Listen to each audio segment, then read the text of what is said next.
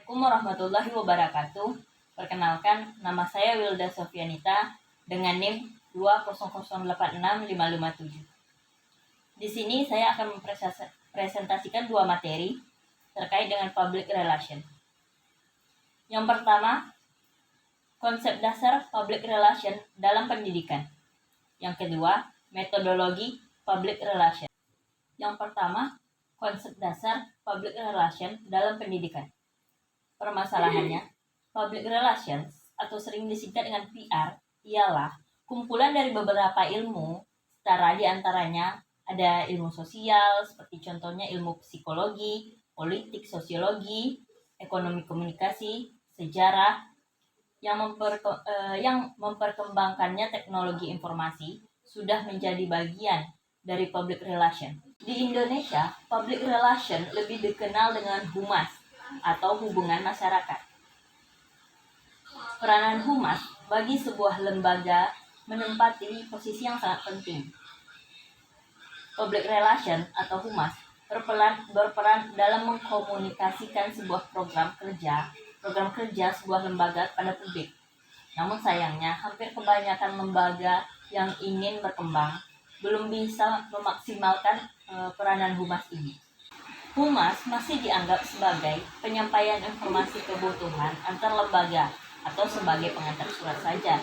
Permasalahan ini mungkin akibat dari kurangnya pemahaman terhadap konsep humas yang utuh secara keseluruhan.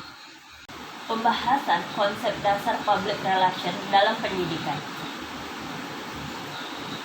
Disimpulkan bahwasanya definisi umum public relation ialah suatu fungsi manajemen yang menggeluti penilaian pada sikap publik, yang dalam hal ini masyarakat, mengidentifikasi kebijakan dan cara di mana seseorang atau kelompok melakukan demi kepentingan masyarakat, serta membuat rencana dan melaksanakan program kerja untuk menarik perhatian, pengenalan, pengetahuan, serta partisipasi support dari masyarakat luas. Jadi, konsep public relations sebenarnya berkenan dengan kegiatan penciptaan pemahaman melalui pengetahuan, dan melalui kegiatan-kegiatan tersebut akan muncul perubahan yang berdampak. Dari pemahaman tersebut diharapkan public relation mampu meningkatkan mutu pendidikan pada organisasi kependidikan. Public relation menyangkut suatu bentuk komunikasi yang berlaku untuk semua organisasi, non-profit, komersial, public private, pemerintah, ataupun swasta. Fungsi humas pada lembaga pendidikan. Yang pertama, humas harus mampu menjadi mediator komunikasi dalam sebuah lembaga pendidikan, baik secara langsung, tatap muka, maupun secara tidak langsung atau menggunakan media. Yang kedua, menciptakan dan mendukung serta menunjang kegiatan yang dilakukan untuk proses mempublikasikan lembaga pendidikan. Dalam hal ini, humas berfungsi untuk memasarkan atau mempromosikan lembaga pendidikan itu. Yang ketiga, menjaga hubungan baik dengan masyarakat atau publik internal, serta menciptakan image positif pada lembaga pendidikan. Kesimpulannya, fungsi humas menurut Irving Smith.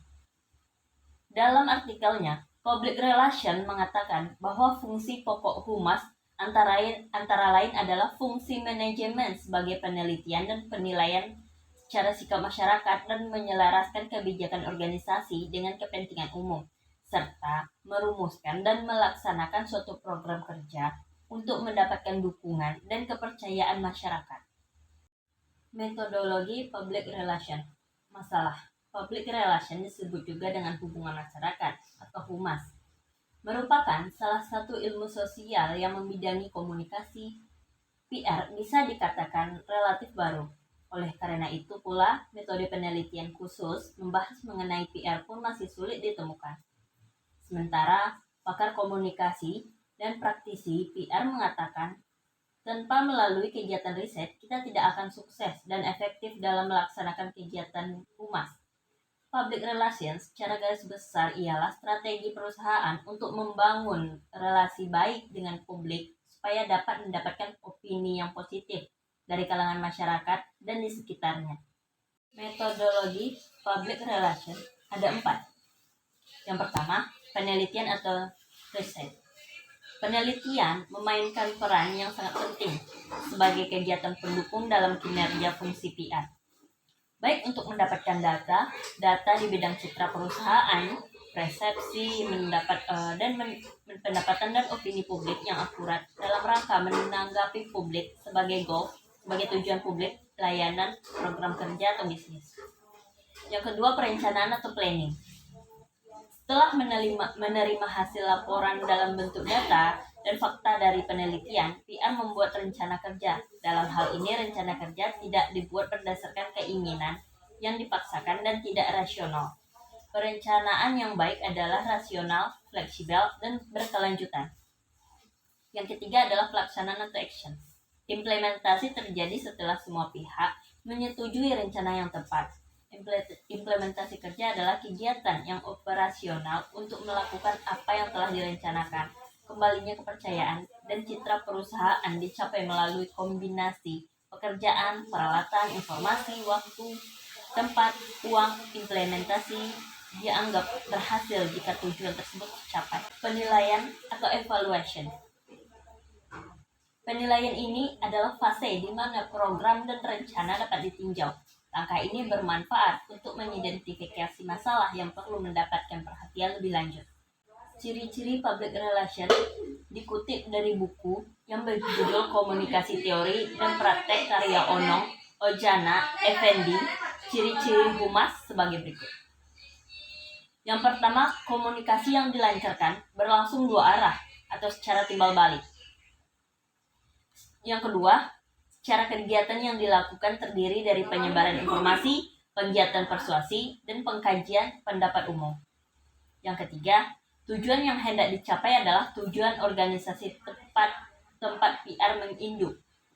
Yang keempat, sasaran yang dituju adalah khalayak di dalam organisasi publik internal dan khalayak luar organisasi publik eksternal.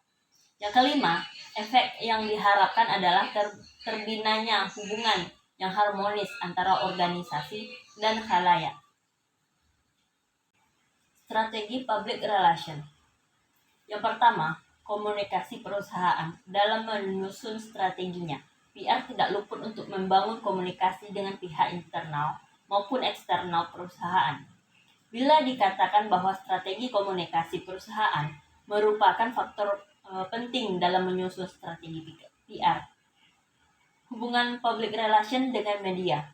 Hubungan media adalah hubungan yang dijalin suatu perusahaan atau organisasi dengan pers untuk memastikan strategi yang disusun berhasil. PR harus membangun hubungan yang baik dengan pers secara intens. Yang ketiga yaitu hubungan public relation dengan masyarakat. Selain membangun hubungan dengan media, hal penting lainnya yang wajib dilakukan PR adalah bagaimana perusahaan membina hubungan dengan masyarakat.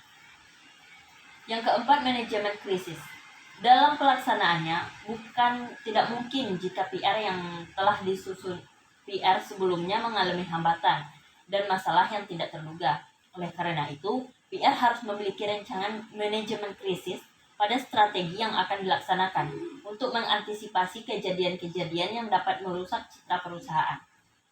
Yang kelima, manajemen acara. Manajemen acara dalam suatu organisasi atau perusahaan adalah salah satu strategi terbaik PR untuk membangun citra yang kredibel perusahaan.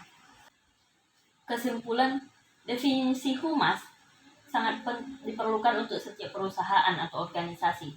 Karena dengan divisi ini citra positif dalam berbentuk pihak yang baik. Citra positif sangat diperlukan bagi kemajuan perusahaan agar hasil produksinya dikonsumsi atau digunakan oleh para konsumen. Selain itu, divisi humas juga berperan aktif dalam menjaga komunikasi antara pimpinan dengan bawahan dan menjaga hubungan dengan pemerintah. Jadi bisa dibilang divisi humas harus ada di setiap sebuah perusahaan atau organisasi. Baiklah, itulah materi yang saya sampaikan pada hari ini. Saya Wilda Sofianita, mohon maaf jika ada kekurangan dan terima kasih atas perhatiannya. Saya mengucapkan Assalamualaikum warahmatullahi wabarakatuh.